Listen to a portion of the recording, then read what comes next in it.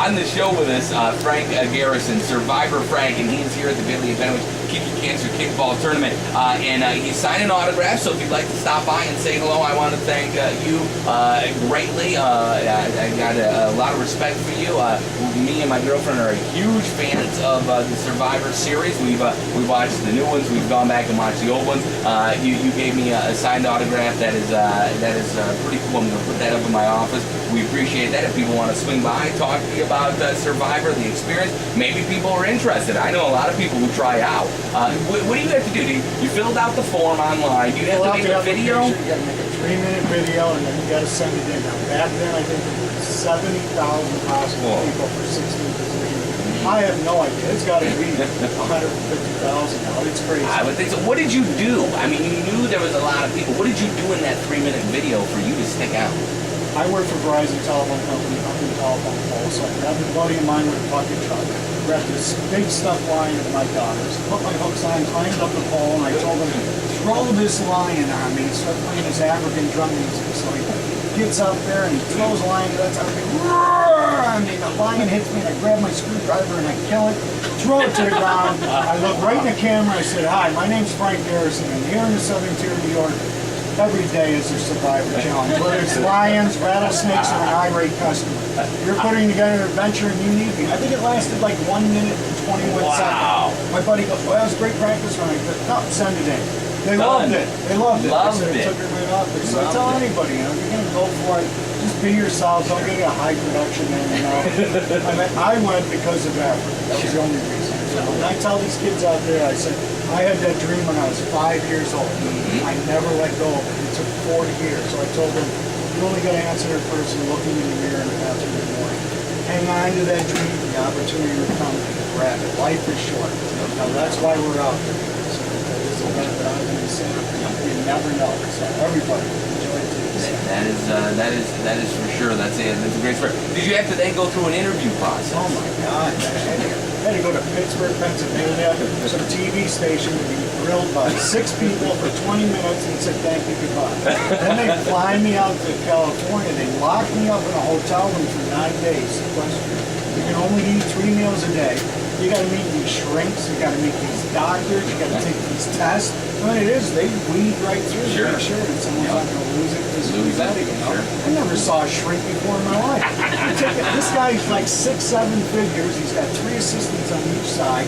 You know, a $1,200 suit, all this graph paper, and finally sit with him, and I think I'm getting okay. He looks at me, lowers the specs, looks at the graph, looks at me again, and goes, well, you're just a man's man. I said, I could have told you that without going through all that testing. You know? So. Now, what was Jeff Probst like? Did he talk with you guys a lot, or was it just strictly at the challenges and at the immunity challenges? Was he a nice guy? Jeff had to keep that distance. He did, okay. Because you know what he was hearing from the producers and everything. There might be occasional high, you know, here's Frank, bring up the rear, you know, but he had to keep it. He did. Other than that, afterwards, super guy, you know, little Kansas kid. I mean, what a job to jump into. Oh man, huh? How about maybe that? it was a year or two, and here he's like, can't believe he's still doing it. Good, a nice chance, or he should certainly thank his agent, whoever got him that job. No doubt about that. You ever notice they must feed him stuff, because it always seems like whatever happens at camp, he always seems to be able to pull that out of you guys at tribal council. Did you guys ever say, listen, Jeff's going to try to get us to talk about this, we're not going to say anything about it? Did you know that he would be able to kind of pick you guys and pull those things out of you guys? I wasn't going to get fooled being an old military sergeant. I could see all those earbuds and the whole talk going on the side. And believe me, when those producers are out in the field, they've seen everything involved. I know the wording and the questions get twisted to imply, because Jeff doesn't just sit there and go, oh, what happened yesterday morning at 7, 10 a.m. You know? He tries to make it, you know. Oh, yeah. He's well aware of everything going on. So they fill him in absolutely on everything. How's the family doing? Outstanding. Those 4 little angel girls are getting bigger every day. You know, it's summertime, soccer, lacrosse, and swim going on. You know, thank God it's still working out in this weather. Life is good. Like I said, to be doing this crazy survivor stuff 6 years later, but as long as it's for a good cause, you know, you can't hide from it.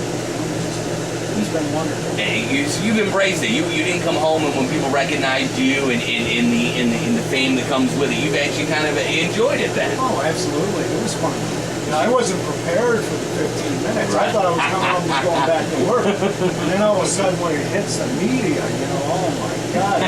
Here I am with Brad Paisley, Whoopi Goldberg, and Hollywood Squares. I'm like, wait a minute, what's Frank the telephone guy doing out there? It launches you suddenly. You might as well be on a space shuttle going up to the moon, you know, because it was a whole different world, you know. But some of them lose it. They're not prepared for it, you know. And I couldn't wait to come back to beautiful Finger Lakes region in New York and start playing telephone poles again, you know, and doing that, you know. Now, you actually have a little military background as well, right? I did 7 years in a 24 different division and loved it.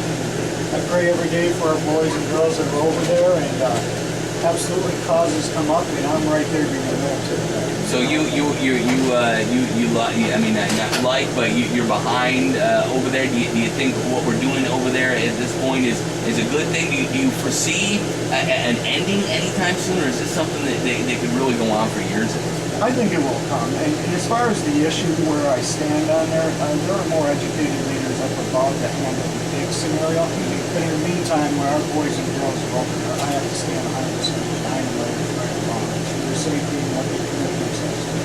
But evil, I don't care how far back in the history, has to be faced. I don't think you can come in softly and negotiate just like the people thousands of years like that. You know, I mean, I hear all the theories and political ambitions, but it keeps people over here safer. And we got to do that. We are the leaders of the world. We still have to stay. Absolutely. Well, listen, we do appreciate it. Now, the gas prices, are you getting a little upset at the gas prices? Oh, absolutely. Now, what do you drive? I see you in a big truck. I used to have that big truck that's sitting up on a barn now, and I'm in a little Honda CRX 87, 40 miles to the gallon. But actually, I drive 22 miles each way to work, and I think it's time to get back in shape. I'm turning 50 here in a month, so I think I'm going to start jogging to work. Wow. You know, Man, you are a survivor. No, they have to do something. I mean, it's different. You know, people are feeling the crunch, but it's so glad even with all the stress that everybody has, and everyone still comes out here today supporting a great cause and having fun. And you guys being here year in and year out, well, really appreciate it. It's always fun. It's always fun to get you on and talk Survivor. I'm a big fan of the show. You giving us a few minutes of your time is pretty cool. Some survivors have a I'm better than thou. They won't come on and talk about it. They kind of goes to their head. It has not you. You can tell you are you, and that being on TV has not changed you. And I think that's absolutely terrific. And to come out to an event like this, the Billy Apenowich Kicking Cancer Kickball Tournament in Bath, New York, is an tribute to you and your character and your family, and we appreciate it. It's Survivor Frank Garrison. Listen, best of luck, sir. Enjoy the new. Now, you think the new Survivor is going to be a little softer than your guys? I think so, because I saw there was a big ship that had like Disney cruise on it or something. I couldn't remember what it was, you know. But I'm sure they'll have their challenges out there. But it'll be so good to see the continent again, though, Africa, and this time being on the West Coast. You know, I think it'll be a little bit more tropical. You know, things will be fascinating, and hopefully the show goes on. You know, I don't know what it's going to stop. They just keep coming up with things, and as long as they keep coming up with those twists, it's going to keep people coming back. And now it's the thing where people have seen it so long, people come in with knowing how to play the game, and that brings a whole new element to it as well, because now people are veterans of watching it. They know certain maneuvers they can pull and stuff. So certainly interesting. You were on the jury, correct?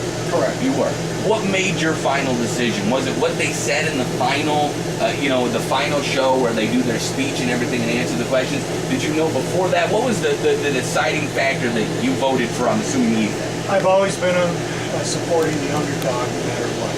Giving people a little bit. Between Mama Kim and Ethan on there, Ethan did fly under the radar, just growing his curly hair and quiet. And Mama Kim being from Oyster Bay, Long Island, and her husband retired stockbroker. And I just said Ethan's young, he's got his life ahead of him, and I kept it real simple. Get the money. Did he ever? I mean, because I would have tried to make deals with people. If you win, you just give me 10%. It goes out there. Hey, we make it to the final two, we'll split. Right. Now, what do you think when it's awarded? What happens? I'm wondering. You can't trust these people. That phone number's been disconnected. Hey, they should. You know what? They should have a Survivor and just radio DJs. Oh. You guys communicate for a living. Let me say you're 16 of the best communicators in the business, and watch them go after each other out there. It would be totally interesting. It would be way more cutthroat than you think the real Survivor is. Radio is one of the more backstabbing, cutthroat industries that I know of. That would be entertaining. I think about that. We could put that on. We could put that on. I throw that to Mark Burnett. Listen, Survivor Frank Garrison, I appreciate it, sir. A great interview as always. We're going to talk with Karen Shane coming up here in just a few minutes. She's got some great music.